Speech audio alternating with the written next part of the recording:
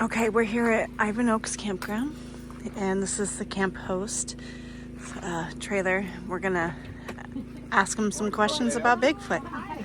We're actually in the area just kind of checking it out. And we're wondering if you have any Bigfoot stories. What?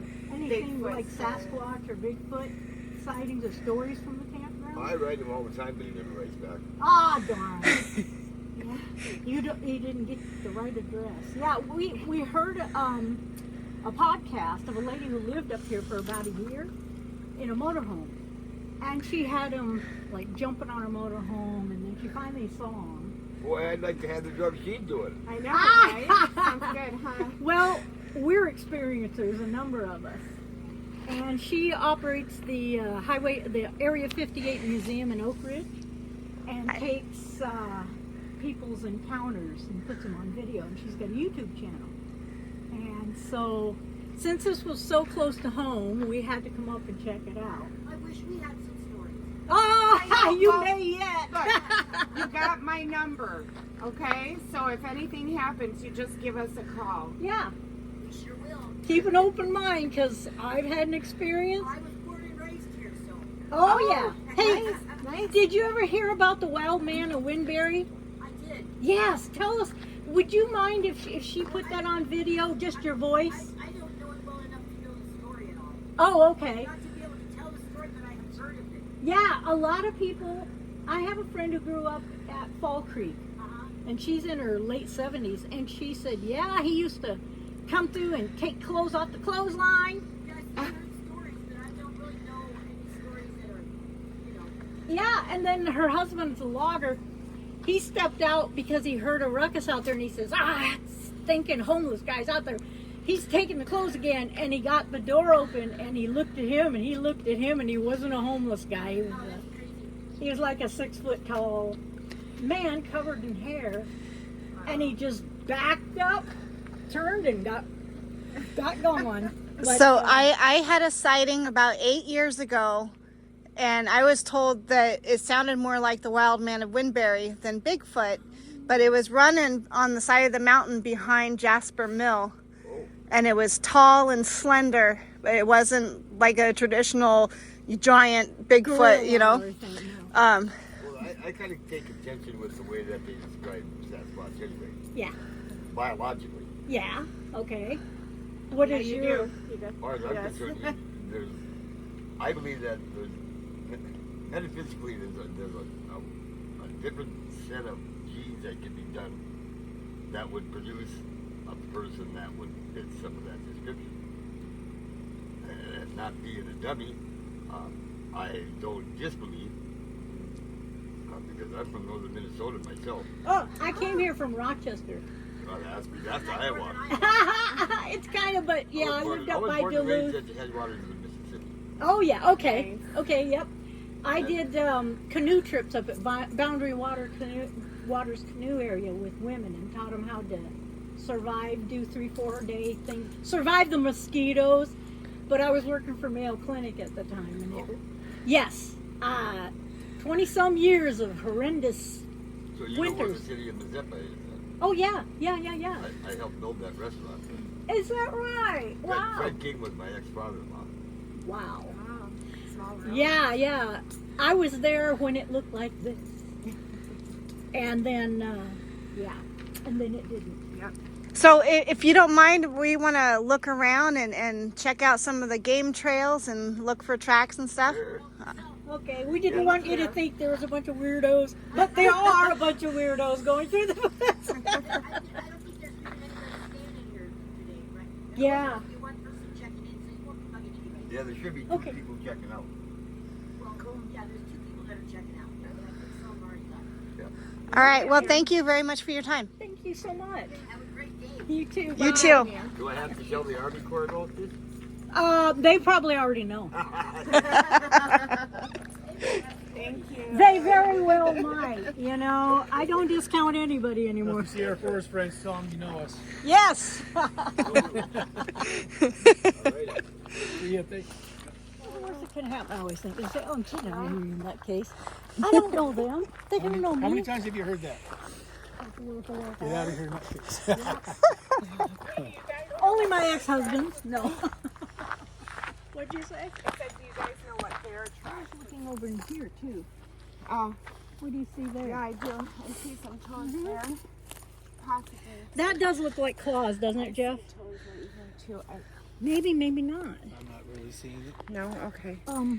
Sometimes I feel like I have vision. Well, we have pareidolia, you know. We're looking for it, so we're going to see it. You know. Well, But if you don't look, exactly. Yeah. you know, how do you discount it if you don't look at it? But there's a trail there. That giant orb my husband and I saw. I'll tell you as we walk. It's long when you do it. Imagine that. Wait, do you have a story to tell? Acting too. Stay over here. Oh God, no. I was coming home. It was the day I just bought my van, right? I waited for that van. I ordered it specially, you know, and I got the big Dodge truck engine, you know, and everything, and it's got more power than I should have. Anyway, I was coming back from Springfield the last day of December. So now we're talking New Year's Eve. That figures in because I saw weird lights. So I'm thinking New Year's Eve weird lights, right? People are doing stuff. I'm on the Jasper Lowell Road. I'm coming into Lowell at the lowdown. And I see these people, they got their truck sticky. You come around a corner and their truck is sticking out right there. And I land on the brakes. And they're out front of the truck going like this. You know, and like they're sighting something over the lake. So I'm going, wow, I wonder what they're looking at. It must be important to be risking lives. So I ease by and I look out over the lake and I go, oh, they've hung a transmission line across the lake. You know how they hang one up there and they put those red balls on it? So I get past a little bit and then there's an opening and I see, no, those are moving. They're moving over the lake towards this dam. And they're brilliantly lit up. They're very discreet. They have a real hard edge. And they're red, orange. And they're kind of moving like this. So it's not a transmission line in the wind. And they weren't humongous, you know. They were like, well, they were over the middle of the lake and they looked basketball size, so they could have been pretty big. So I realized this must be an orb, and I boot it because I think, okay, I'll get down here by the marina where it opens up and I'll be ahead of them. I get to the marina, I slide in there really fast. I stop, and it's pitch black out. It's 7 o'clock, but it's black out. And I stop and I'm waiting for them. And instead, from the tree line comes this giant red-orange ball in the middle of the lake. Probably bigger than a Volkswagen Bug. Huge, just the same as they are. Brilliantly lit. You can see the light on the surface of the lake. It's about 100 feet in the air. Comes down to 50 feet and just stops. And I'm sitting there going, is he looking at me? You know, but I'm thinking, that can't be. What is this? Have you ever seen ball lightning? No, but my dad had an experience with it as a young merchant marine. But no, it was so clearly round, clearly orb. Gotcha. And it never sparkled, it never had fuzzy edges, it never ejected anything. Now, didn't this move onto land? It moved on the middle of the lake. Okay. So then I stopped freaking out, and it starts to move again towards the high dam. Okay. I booked home. When I passed the little park, there was a couple of people out there with their dog. And they were looking up. So I thought, but that red one couldn't have gotten there yet, that big one. Yeah.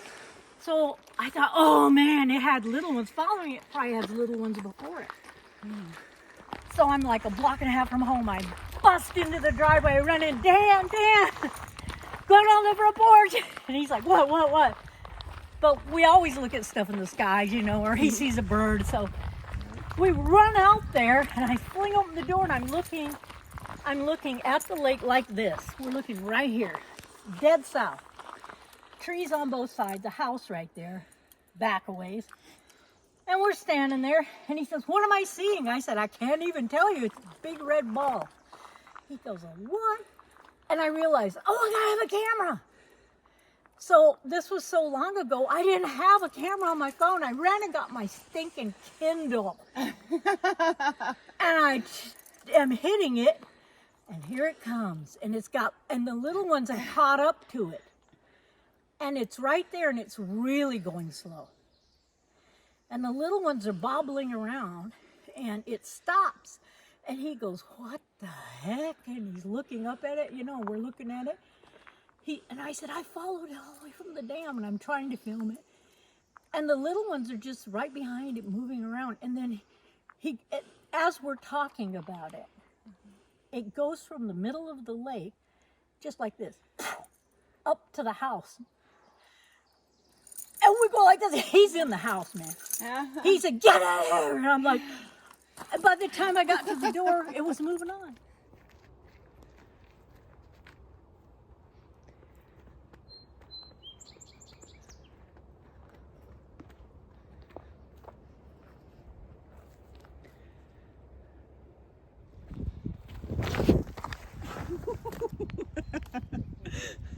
I didn't fall. Nope, I was just popping a squat.